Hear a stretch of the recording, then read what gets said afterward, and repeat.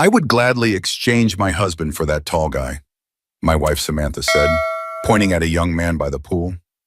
She wasn't whispering, she wanted me to hear it.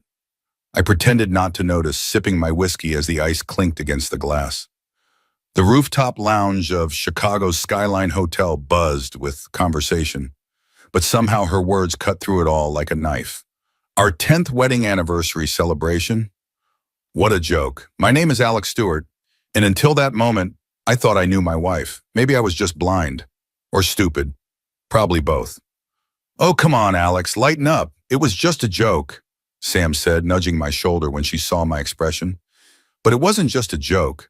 It was another piece of a puzzle I'd been slowly assembling over the past few months. The late nights at work, the sudden passion for fitness, the new wardrobe, the constant texting, and now this, public humiliation. I glanced across the lounge where 3 of Sam's co-workers were watching us, poorly concealing their amusement. They'd heard her comment too. This wasn't just between us. She was performing for an audience. You know what? I'm going to head to the bar, I said, standing up. Looks like Mark's here. Why don't you go say hello? Her eyes lit up at the mention of her new colleague. Really? You don't mind? I forced a smile. Why would I mind? Go have fun. As she walked away, I watched her transformation. The straightening of her posture, the subtle adjustment of her dress, the practiced hair flip. She was a different person approaching him, someone I barely recognized.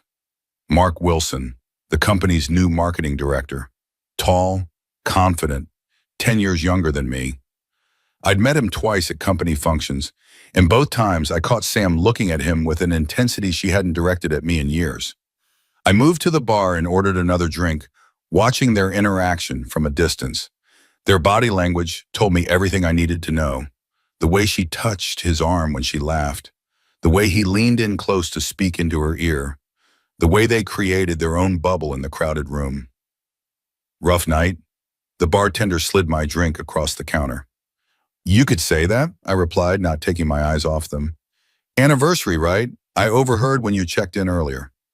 10 years, I confirmed. He nodded towards Sam and Mark. Doesn't look like 10 happy ones. I turned to face him. What would you do if you found out your wife was cheating? He wiped the counter thoughtfully. Depends. My first marriage ended that way. I made a scene, broke some stuff, said things I regret. Didn't change anything except making me look like the bad guy. He leaned closer. Second time around, I was smarter. Gathered evidence, protected my assets, planned my exit.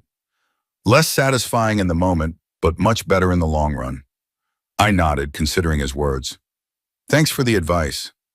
Just an observation from someone who's been there, he said, moving away to serve another customer. I looked back at Sam and Mark. They were now sitting at a table, heads close together, laughing at some private joke. Something cold and hard formed in my chest. This wasn't going to be a dramatic confrontation or a tearful plea for our marriage. No, this would require planning, patience, and precision. I was about to leave when I noticed one of Sam's co-workers, Jennifer, I think, approaching me. She had always been friendly, one of the few who actually seemed to like me at company functions. Hey, Alex, she said, sliding onto the bar stool next to me. Mind if I join you? Not at all, I replied, signaling the bartender for another round. I'm sorry about, she nodded discreetly towards Sam and Mark. It's been happening for a while. Some of us thought you should know, but nobody wanted to be the messenger. My stomach tightened. How long is a while? Jennifer hesitated. At least 3 months that I know of. Office Christmas party was when it started getting obvious. 3 months? Christmas. I'd been home with the flu, unable to attend. That explained the sudden shift in our relationship afterward. The increased distance, the criticisms, the constant comparisons to her more successful colleagues. Thanks for telling me, I said, my voice surprisingly steady. I appreciate the honesty. She looked relieved. Most of us think you deserve better, Alex. Sam's been different lately, not in a good way. She glanced over her shoulder. I should get back before she notices. Take care of yourself, okay? As Jennifer walked away, I felt a strange mixture of humiliation and gratitude. At least now I knew it wasn't all in my head. Other people had seen it too. I finished my drink and walked toward the exit. As I passed their table, I heard Mark ask, "Is your husband leaving?" Sam glanced up, mild surprise on her face. "Alex, are you going?" "Just back to the room. I have an early meeting tomorrow. Don't rush back on my account." "Oh." She looked almost relieved. "I might stay a while longer then." "Take your time," I said, giving them both a cordial nod before walking away. The last thing I heard as I left was Mark's low voice. "He really doesn't suspect anything, does he?" Followed by Sam's dismissive laugh. In the elevator, I caught my reflection in the mirrored wall. I barely recognized myself, the slumped shoulders, the defeated expression, the extra weight around my middle that I'd been ignoring. When had I become this person? This doormat? I straightened my spine, adjusting my posture. A small change, but symbolic. Tonight was the last night I would allow myself to be played for a fool. Back in our suite, I poured another drink and sat by the window overlooking the Chicago skyline. The city lights blurred as I lost myself in thought. I needed to know the truth. All of it, and then I needed a plan. My phone buzzed with a text from Jennifer. "Thought you might want to see this." Attached was a photo taken moments ago. Sam and Mark in a corner of the bar, locked in a passionate kiss. No pretense, no discretion. "Thanks," I replied. "Keep this between us?" "Of course," she answered. "And if you need anything else, just ask. Some of us have your back." I saved the photo to a secure folder, then pulled out my phone and opened my banking app. Within minutes, I transferred half of our joint savings into my personal account. It wasn't much. We'd been living beyond our means for years, but it was a start. Then I called my old college roommate, Jason, now a private investigator. "Alex, it's been ages. How are you?" "Not great, Jason. I need your help." I explained the situation as concisely as I could. He listened without interruption. "I can help," he said finally. "But are you sure you want to go down this road? Once you start digging, you can't unknow what you find." "I'm sure," I replied without hesitation. "All right, I'll need access to her phone and computer if possible, and a retainer. You'll have both tomorrow." After hanging up, I made another call to my lawyer, setting up an appointment for the following week. Then I opened my laptop and started documenting everything I could remember. Dates, even suspicious behaviors, financial discrepancies. It wasn't much, but it was a beginning. Around midnight, my phone rang. It was Sam. "Hey," she said, her voice artificially bright. "Just checking in. You okay?" "Fine," I replied. "Just finishing some work. Having a good time?" "It's okay. Company stuff, you know how it is." A pause. "I might be a little late. The team wants to hit this jazz club downtown." "No problem. Enjoy yourself." My tone was perfectly neutral, giving away nothing. "You're not upset?" "Why would I be upset about you enjoying our anniversary trip?" I asked mildly. "Have fun, Sam." She hesitated, perhaps thrown by my lack of protest. "Okay then, don't wait up." "I won't." After hanging up, I continued my preparations. I made a list of our financial accounts, noting which ones were joint and which were in my name only. I downloaded our credit reports, searched for hidden accounts or loans. I even checked our safe deposit box records, looking for anything unusual. By 1 a.m., I'd made significant progress. I had a clearer picture of our financial situation and had secured copies of our most important documents. I'd also contacted a few trusted friends, subtly laying the groundwork for the support system I'd need in the coming weeks. I was about to call it a night when my phone buzzed again. Another text from Jennifer. "They just left together, thought you should know." I thanked her and poured myself one last drink. The ice had long since melted, diluting the whiskey. Somehow it felt fitting. Everything in my life lately had felt watered down, diminished. By the time Sam stumbled into our room at 2:30 a.m., I was in bed with the lights off, pretending to be asleep. She didn't check. She didn't even try to be quiet as she bumped into furniture and giggled to herself. I lay still, listening to her fumble in the bathroom, the sound of running water, the clatter of makeup being dumped onto the counter. Through barely open eyes, I watched her check her phone, smiling at a message that had just come in. She typed a quick reply, then deleted the conversation entirely before plugging in her phone to charge. I thought I would feel rage, Instead, I felt a strange calm, like a switch had been flipped inside me. The Alex who would have confronted her, who would have begged for explanations or reassurances, was gone. In his place was someone colder, more calculating, someone who would not be made a fool of again. Sam slipped into bed, smelling of alcohol and unfamiliar cologne. She turned away from me, not even attempting to touch me. In that moment, I knew with absolute certainty that our marriage was over. All that remained was to end it on my terms. The next morning I was up early, showered and dressed before Sam even stirred. I left a note saying I'd gone to my meeting and would see her back in Boston. Then I checked out of the hotel and caught the first flight home, leaving her to wake up alone. On the plane, I made a list of everything I needed to do. First, secure our financial situation. Second, gather evidence. Third, prepare for independence. Fourth, confront and conclude. I remembered how Sam and I had met 11 years ago, both ambitious young professionals in Boston's competitive marketing scene. I was the strategist, she was the creative talent. We complemented each other perfectly, or so I thought. The early years had been good. We pushed each other, celebrated each other's successes, planned a future together. But somewhere along the way, something had changed. Sam's ambition had turned to dissatisfaction. No achievement was ever enough. No lifestyle upgrade satisfied her for long. When had she started seeing me as the thing holding her back rather than her partner? When had I become an obstacle rather than a teammate? By the time we landed, I had a clear roadmap for the weeks ahead. As I walked through Logan Airport, I felt a strange lightness. The weight of uncertainty was gone. Now there was only the plan. I took a cab directly to my lawyer's office, calling on the way to see if she could fit me in earlier than our scheduled appointment. Fortunately, she had a cancellation. "This is unexpected," Barbara Chen said as I settled into the chair across from her desk. "Your message mentioned divorce proceedings, but I thought we weren't meeting until next week." "Things have accelerated," I explained, then laid out what I knew so far. Barbara listened carefully, taking notes and occasionally asking for clarification. "You've done well to secure those initial financial protections," she said when I finished. "But we need to move quickly on the rest. If your wife has been diverting funds, there could be more you haven't discovered yet." We spent the next hour outlining a strategy, what documents I needed to obtain, what evidence would be most valuable, what legal protections I could put in place immediately. "What about the house?" I asked.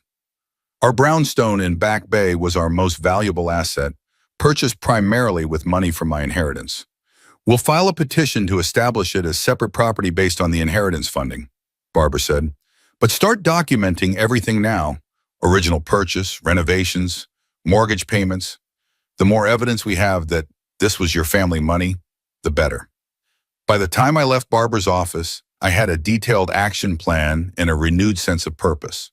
This wouldn't just be about ending my marriage. It would be about reclaiming my life. Back at our brownstone in Back Bay, I went straight to our home office. Sam had always been careless with passwords, using the same few combinations for everything. Within minutes, I had access to her email, social media, and cloud storage. What I found confirmed my worst suspicions and revealed things I hadn't even considered.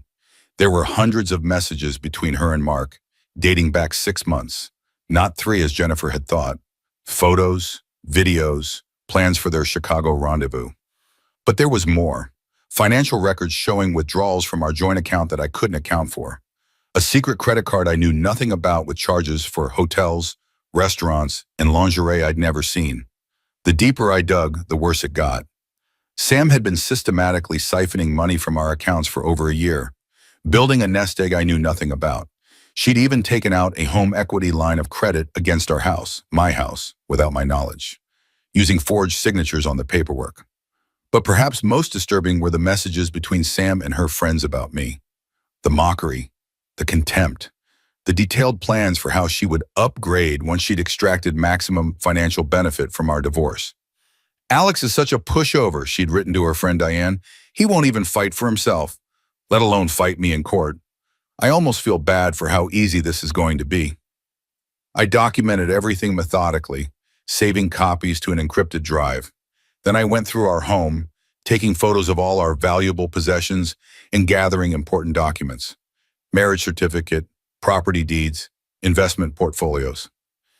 As I worked, I discovered other betrayals. A weekend trip Sam had taken to visit her sister in Miami had actually been a getaway with Mark.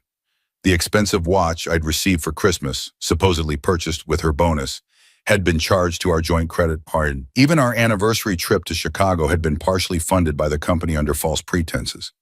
By evening, I'd moved essential items to a storage unit and contacted a real estate agent about rental properties. When Sam finally called around 6 p.m., I was prepared. "Where did you go?" she demanded, skipping any greeting. "I had an early meeting, like I told you. I'm back home now." "You could have waited for me. You seem to be enjoying yourself. I didn't want to interrupt." A pause. "What's that supposed to mean?" "Nothing, Sam. How was your night?" "Fine, normal. We just had a few drinks with the team." The lie came so easily to her, I wondered how many times before I had blindly accepted similar falsehoods. "That's nice. When are you coming home?" "I'm at the airport now. My flight lands at 9. "I'll pick you up." "You don't have to." "I want to," I insisted, keeping my voice neutral. "It's no trouble." Another pause. "Okay, thanks." I hung up and continued preparing. I needed to play the role of unsuspecting husband a little longer, just until everything was in place. I called Jason to update him on what I'd found. "This is better than I expected," he said. "With this much documentation, we may not need to do much additional surveillance." "Keep digging anyway," I told him. "I want to be thorough." "Will do. And Alex, take care of yourself during all this. I've seen this kind of thing destroy people." "I'll be fine," I assured him, though I wasn't entirely sure it was true. At the airport, I waited at arrivals, scanning the crowd for my wife. When she appeared, pulling her carry-on, I noticed how she checked her reflection in a window before approaching me. The performance was beginning. "Hey," she said, offering her cheek for a kiss. I obliged, noting the stiffness in her posture. "Good flight?" "Fine, I'm exhausted though." "Let's get you home then." In the car, she kept the conversation superficial. Complaints about the flight, comments about Chicago, gossip about colleagues. I responded appropriately while mentally cataloging each new lie. "How was your meeting?" she eventually asked. "Productive," I replied truthfully. My meeting with Barbara had been very productive indeed. At home, she went straight to the shower. I used the opportunity to clone her phone using software Jason had provided. By morning, I would have access to all her messages, calls, and location data. While the cloning software was running, I noticed a new text coming in from Mark. "Miss you already? When can we meet again?" Sam's reply, typed while supposedly in the shower. "Soon. He doesn't suspect a thing. Going to start moving more money this week." I took screenshots, then finished the cloning process just as the shower turned off. By the time Sam emerged wrapped in a towel, I was casually checking sports scores on my laptop, the perfect picture of an oblivious husband. "I'm absolutely beat," she announced, crawling into bed without bothering to dry her hair. "Mind if we just go to sleep?" "Of course not," I said. "Get some rest." She was asleep within minutes, while I lay awake beside her, mentally reviewing my plan. Tomorrow I would begin the next phase, preparing myself for independence while continuing to gather evidence. The next few weeks followed a pattern. Sam would leave early for work and return late, often smelling of alcohol and cologne. I would play the role of distracted husband, too busy with my own work to notice her absences. Meanwhile, I was methodically building my case and preparing for independence. I joined a gym and started working out daily. I met with a financial advisor to discuss investment strategies. I reconnected with old friends I'd lost touch with during my marriage. I even started therapy, something Sam had suggested years ago that I'd resisted. The physical changes came surprisingly quickly. Within a month, I'd lost 15 pounds and gained noticeable muscle definition. My posture improved. My confidence grew. I bought new clothes that actually fit, replacing the baggy, outdated wardrobe Sam had always criticized. At work, I refocused on my career, putting in for a promotion I'd been hesitant to pursue before. To my surprise, I got it, along with a substantial raise. When I mentioned it casually to Sam over dinner, she seemed genuinely shocked. "That's great," she said, clearly struggling to sound enthusiastic. "I didn't even know you were up for a promotion." "There's a lot you don't know about me these days," I replied with a smile that didn't reach my eyes. Meanwhile, the evidence continued to mount. Sam and Mark's affair was in full swing, with meetings at hotels, late-night office trysts, and weekend work trips. There were also hints of other men, though nothing as conclusive. The financial discoveries were equally disturbing. Sam had been siphoning money from our accounts for years, building a secret nest egg I knew nothing about. She'd also been running up debt in my name, leveraging my good credit score for her own benefit. Jason's investigation uncovered a separate apartment Sam had rented 6 months earlier, a small studio in a neighborhood across town, paid for with cash withdrawn from our joint account. Surveillance photos showed her there with Mark multiple times, but also with another man Jason identified as Brian Taylor, a client from her firm. "She's been busy," Jason commented dryly as he showed me the photos. "Want me to look into this Brian guy too?" "Yes," I said. "I want the complete picture." The Brian angle proved particularly interesting. He was married with 3 young children and a prominent position at a Fortune 500 company. His wife was a well-known philanthropist from a wealthy Boston family. The potential scandal would be devastating, professionally and personally. 6 weeks after Chicago, I was ready. I had secured an apartment, separated our finances as much as possible without raising suspicion, and compiled a comprehensive dossier of her infidelity and financial misconduct. The physical changes in me were already noticeable. 15 pounds lighter, with emerging muscle definition. My clothes fitting better, my posture straighter, my confidence growing highly. Several colleagues had commented on the transformation, though Sam barely seemed to notice. The opportunity came when Sam announced another work trip to New York. I knew from her messages with Mark that they were planning a romantic weekend at the plaza, charged to my credit card. "Actually," I said when she told me, "I was thinking of joining you in New York. We could make a weekend of it." The panic that flashed across her face was almost comical. "Oh, I don't think that would work. It's gonna be all meetings and working dinners." "That's fine. I can entertain myself during the day. We could at least have breakfast together, maybe one nice dinner." "Alex, I really need to focus on this project another time, okay?" I shrugged, feigning disappointment. "If you're sure, it just feels like we've been ships passing lately." She softened slightly, perhaps feeling guilty or just wanting to manage me. "I know. Things have been crazy. Let's plan something special when this project is over. Just the 2 of us." "I'd like that," I lied. After she left for work, I made a few final preparations. First, I called Jennifer at Sam's office. "I need a favor," I explained. "Something discreet."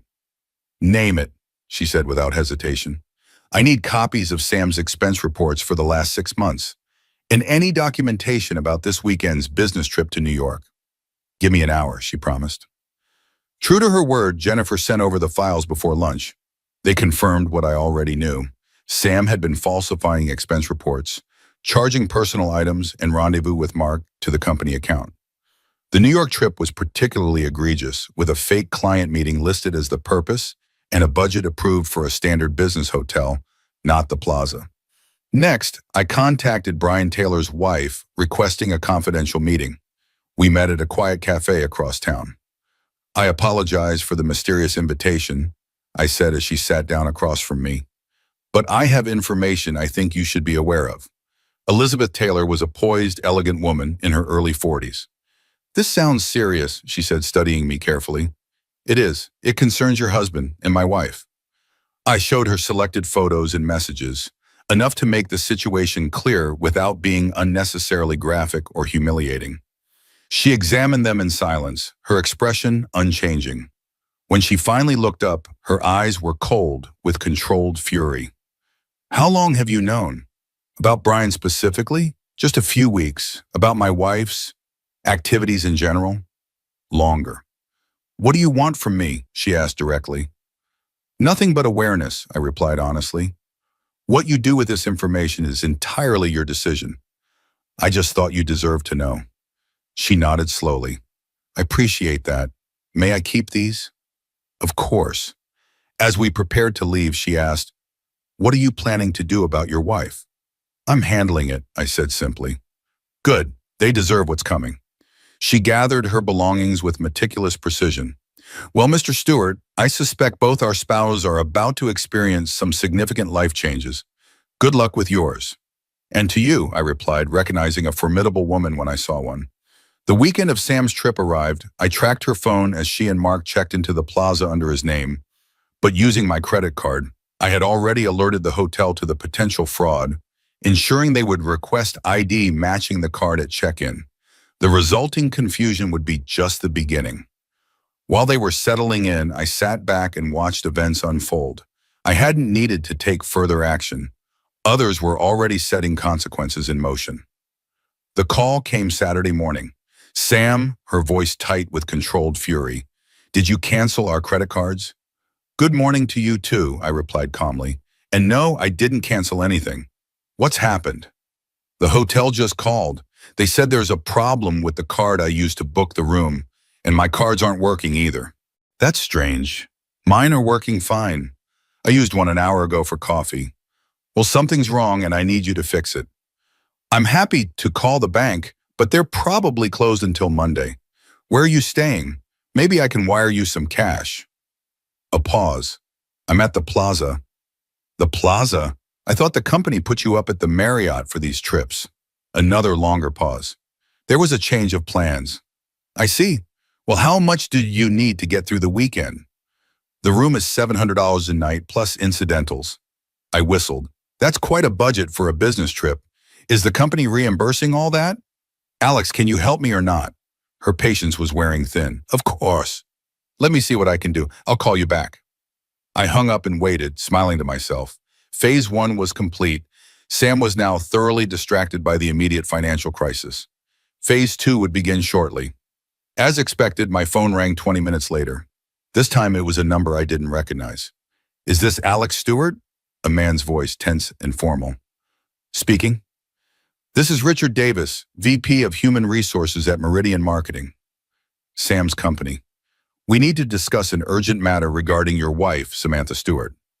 Is everything okay? No, Mr. Stewart, it is not. We've received some concerning information about potential misconduct involving your wife and another employee. We're conducting an internal investigation, but I wanted to speak with you directly. I see, I said, feigning surprise. What kind of misconduct? I'd rather not discuss specifics over the phone. Would you be available to meet on Monday morning? Absolutely. What time works for you? We arranged a meeting for 9 a.m. Monday. Shortly after, Sam called again. The hotel worked it out, she said, sounding relieved. False alarm. That's good. Having a nice time? It's fine. Busy. Listen, I might stay an extra day. The meetings are running longer than expected. Whatever you need, I said agreeably. By the way, someone from your HR department called, Richard something, wanted to set up a meeting on Monday. The silence on the other end was deafening. Sam, you there? What did he want? Her voice had dropped to a whisper. He didn't say exactly. Something about an internal investigation? Sounded pretty serious. Did he mention anyone else? No, just you. Is everything okay at work? I have to go, she said abruptly. I'll call you back. She didn't call back. Instead, she and Mark checked out of the plaza within the hour and took separate flights back to Boston. I tracked their panicked text exchanges with amusement. They were scrambling, pointing fingers, trying to figure out how they'd been caught and what to do next. What they didn't know was that a similar scene was playing out across town. Elizabeth Taylor had confronted Brian, resulting in a hasty departure from their home and a flurry of calls to lawyers. By evening, the story had already reached some of Boston's more elite social circles, though the details were still murky. Meanwhile, I received an unexpected call from Jessica Wilson, Mark's wife. Is this Alex Stewart? Speaking. My name is Jessica Wilson. I believe our spouses have been involved. I believe you're right, I replied, keeping my voice neutral. I received some photographs today. Anonymous delivery. Her voice was steady but tight with emotion. I thought perhaps you sent them. No, but I'm not surprised someone did. There seems to be a lot of evidence circulating. I see. A pause, Dom. What are you planning to do? End my marriage, I said simply. And you? The same, I expect, though I'm also planning to ensure Mark's employer knows exactly what kind of person they promoted. I smiled. Another player had entered the game, one I hadn't anticipated, but who fit perfectly into the unfolding scenario. By Sunday evening, Sam was home, looking haggard and tense. She busied herself with laundry and meal prep, studiously avoiding conversation. I maintained my oblivious facade, asking innocent questions about New York and commenting on how tired she looked. "Big day tomorrow," I said as we prepared for bed. "You're meeting with HR and all." She froze. "You didn't mention that meeting to anyone, did you?"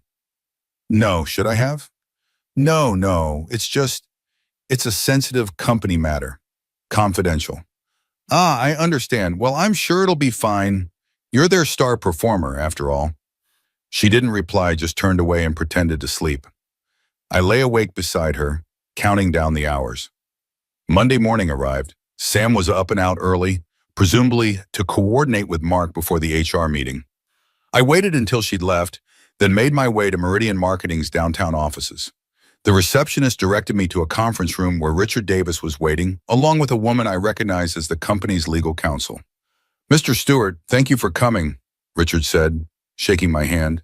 "This is Patricia Miller, our chief legal officer. Please call me Alex, and it's no problem. I'm concerned about whatever's going on." They exchanged glances. "We've asked your wife and Mark Wilson to join us at 9:30, Patricia explained. "Before they arrive, we wanted to clarify a few things with you." "Of course. The information we received suggests that your wife and Mr. Wilson have been engaged in an inappropriate relationship while falsifying expense reports and misusing company resources. Were you aware of any of this?" I adopted an expression of shock. "No, I had no idea. Sam told me she was on business trips. Are you saying they weren't?" "Some were legitimate, many were not," Richard confirmed. "The evidence is quite comprehensive." "I don't understand," I said, allowing confusion to color my voice. "What kind of evidence?" Patricia slid a folder across the table. "Hotel receipts, text messages, emails, photos, all pointing to a months-long affair conducted largely on company time and using company resources." I flipped through the folder, pretending to be seeing it all for the first time. I don't know what to say." "We understand this must be difficult," Richard said sympathetically. "But we need to know. Did you send this information to us?" I looked up, the picture of innocence. "Me? No, I had no idea about any of this until you called me." They studied me, looking for signs of deception. Finding none, Patricia continued. "Well, someone did." The package was quite thorough.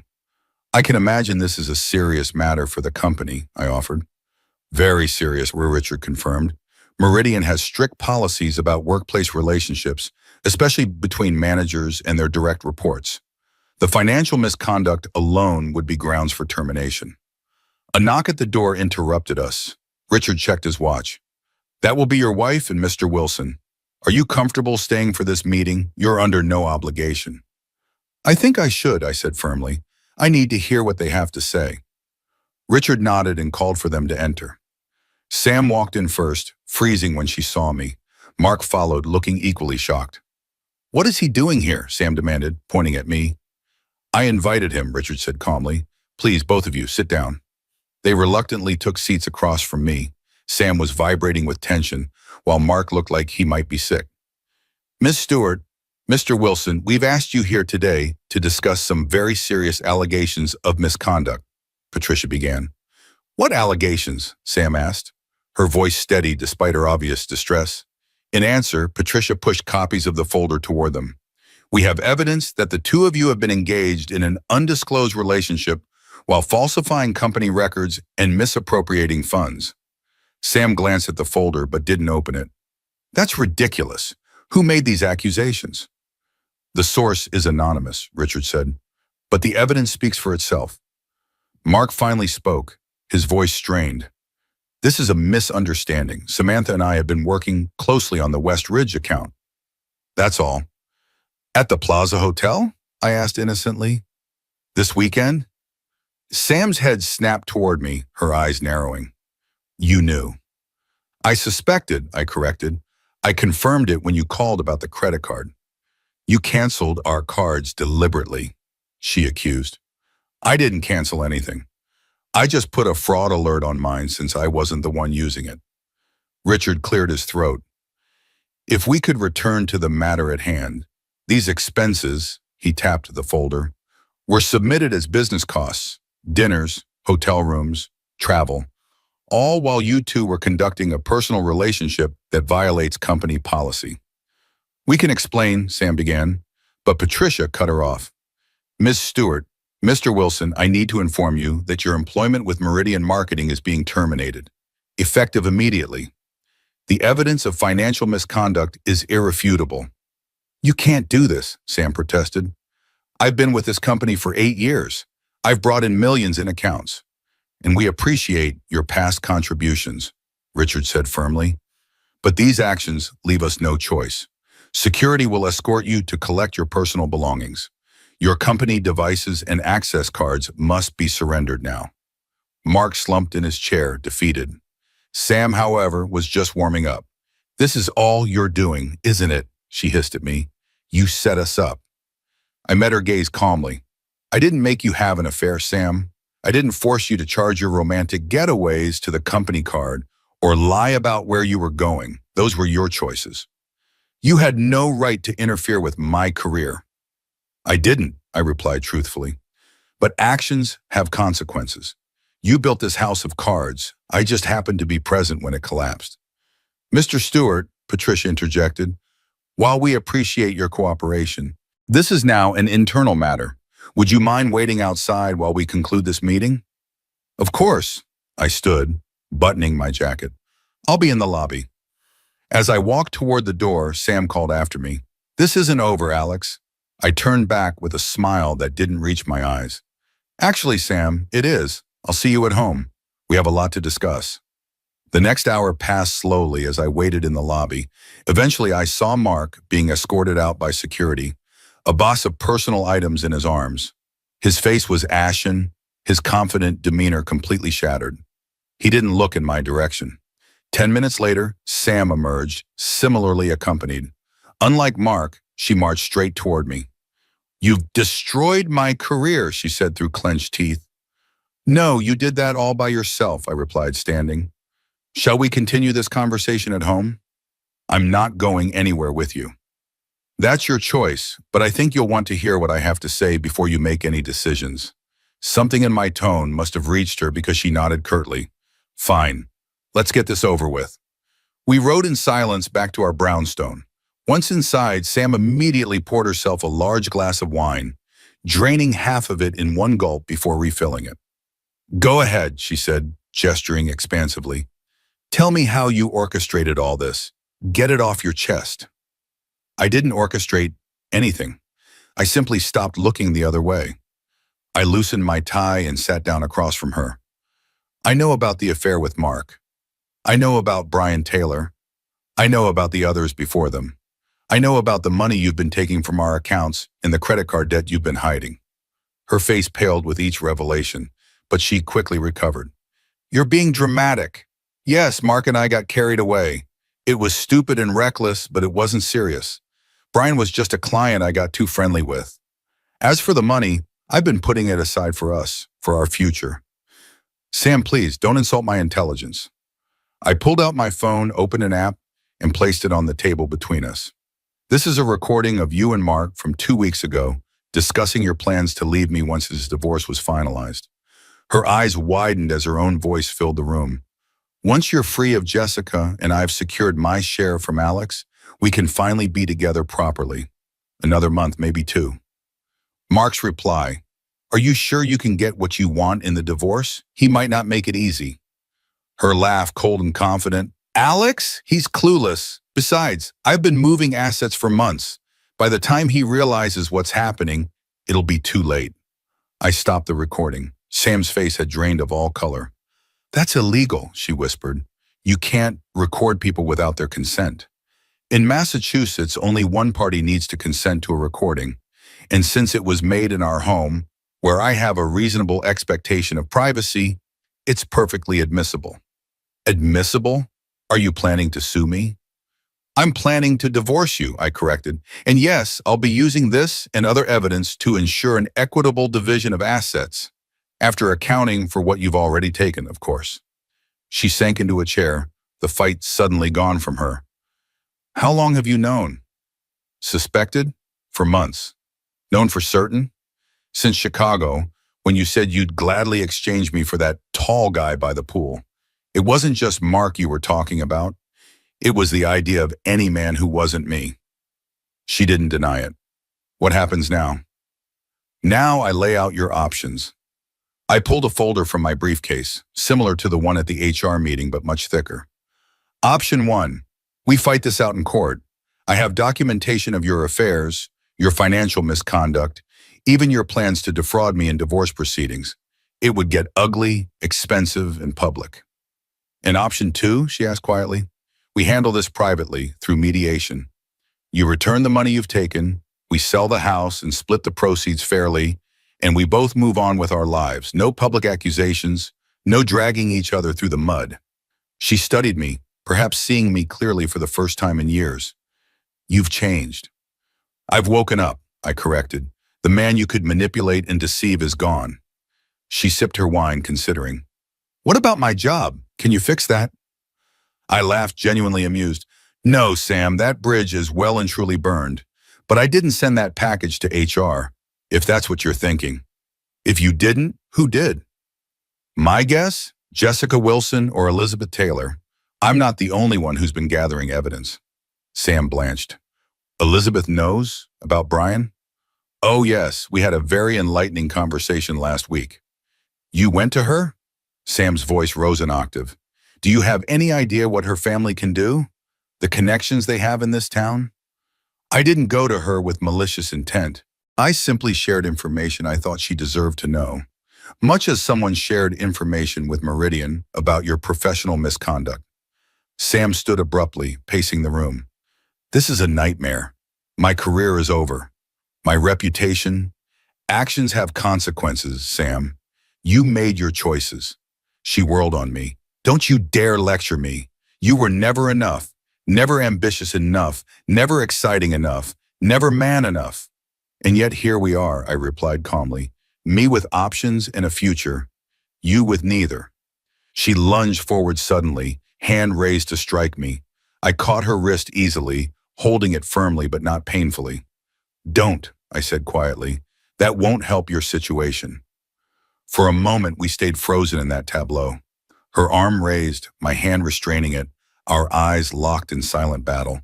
Then she collapsed back into her chair, shoulders shaking with silent sobs. I hate you, she whispered. No, you don't, I replied.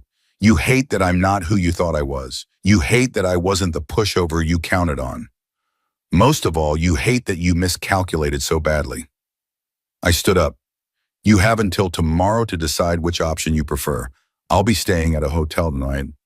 You're leaving me here alone? You've been alone in this marriage for a long time, Sam. One more night won't make a difference. I packed an overnight bag while she sat in stunned silence. At the door, I paused. For what it's worth, I did love you, completely and honestly. Alex, she seemed about to say more, then shook her head. Never mind. Go. I spent the night at the apartment I'd already leased, sleeping better than I had in months. The next morning, I received a text from Sam. Option 2, I'll call a mediator today. The divorce proceeded with surprising efficiency. Sam, perhaps realizing how thoroughly outmaneuvered she was, cooperated fully. She returned most of the money she'd diverted, agreed to a fair division of our remaining assets, and signed the papers without argument. One unexpected complication arose when Sam's parents intervened. They'd always treated me like I wasn't good enough for their daughter, and now they were convinced I was somehow taking advantage of her. You have no right to the house, her father blustered during a tense meeting with our mediator. That neighborhood was way above your pay grade before you married Sam. Actually, Mr. Porter, our mediator interjected, the house was purchased primarily with Mr. Stewart's inheritance. The documentation is quite clear. He must have forced her to sign these agreements, her mother insisted. Sam would never agree to these terms otherwise. Sam surprised me by speaking up. No, Mom, Alex is being more than fair. I made mistakes, serious ones. This is the right way forward. Her parents left in a huff, and Sam stayed behind briefly. I'm sorry about that, she said quietly. They always believed I could do no wrong. It's fine, I replied. It doesn't matter anymore. She studied me for a moment. You really have changed. You seem stronger. I am. I should have appreciated what we had, she said, a hint of genuine regret in her voice. Yes, you should have. I gathered my papers. Take care, Sam. It was the last meaningful conversation we had. The house sold quickly, giving us each a decent sum to start over with. I heard through mutual friends that Sam had moved to Chicago, ironically enough. Mark, I later learned, had reconciled with his wife after a stint in couples therapy. Brian Taylor hadn't fared as well. His wife's family connections ensured he lost not only his marriage, but also his executive position. The last I heard, he'd relocated to Seattle to rebuild his career far from the Boston social circles that had blacklisted him. As for me, I used my share of the house proceeds to invest in a small tech startup that had approached me for consulting work. 6 months later, they offered me a full-time position as CFO with equity. I accepted and relocated to their headquarters in New York. My new apartment in Brooklyn wasn't as luxurious as our Boston brownstone, but it was mine, free from lies and betrayal. I continued with therapy, worked out regularly, and slowly rebuilt my social life. Jennifer and I stayed in touch. She'd left Meridian shortly after Sam's departure, accepting a better position at a competing agency. When she visited New York for a conference, we met for dinner. You look great, she said, studying me across the table. Happier. I am, I admitted. It's been a long journey, but a necessary one. No regrets? I considered the question seriously. About ending the marriage? None. About not seeing the truth sooner? Maybe a few, but I've made peace with it. She smiled. Good, you deserve that peace. What about you? Any regrets about getting involved? Not one, she said firmly. Some people deserve to face consequences. Our dinner extended into drinks and then a walk along the Brooklyn waterfront. By the end of the evening, there was a tentative promise of something more than friendship. We agreed to take it slowly, both of us carrying baggage from the past. I even started dating again, cautiously. Nothing serious at first, just dinner, conversation, the gradual rediscovery of what it meant to connect with someone, honestly. It was refreshing to interact with women who didn't see me as a stepping stone or a meal ticket. A year after the divorce was finalized, I received an email from Sam. It was brief. I saw your company in the business news. Congratulations on the funding round. You deserve the success. For what it's worth, I'm sorry. I considered not responding, but eventually wrote back. Thank you. I hope you're finding your way too. Her reply came the same day. Still working on it. Turns out the grass isn't always greener. Be well, Alex. I didn't write back. There was nothing more to say. That night, I stood on my balcony overlooking the Brooklyn Bridge, reflecting on how much had changed in 18 months. The man whose wife had casually suggested trading him in for a newer model was gone. In his place stood someone stronger, wiser, and genuinely content. My relationship with Jennifer was evolving slowly but promisingly. We were taking our time, both wary of repeating past mistakes, but the foundation was solid. Honesty, respect, shared values. She understood what I'd been through because she'd witnessed it firsthand. There was a comfort in that shared history. As I sipped my whiskey and watched the city lights shimmer across the water, I thought about the woman by the pool in Chicago and her casual cruelty. I would gladly exchange my husband for that tall guy. Those words had shattered my world, but from that destruction had emerged something better, stronger, more authentic.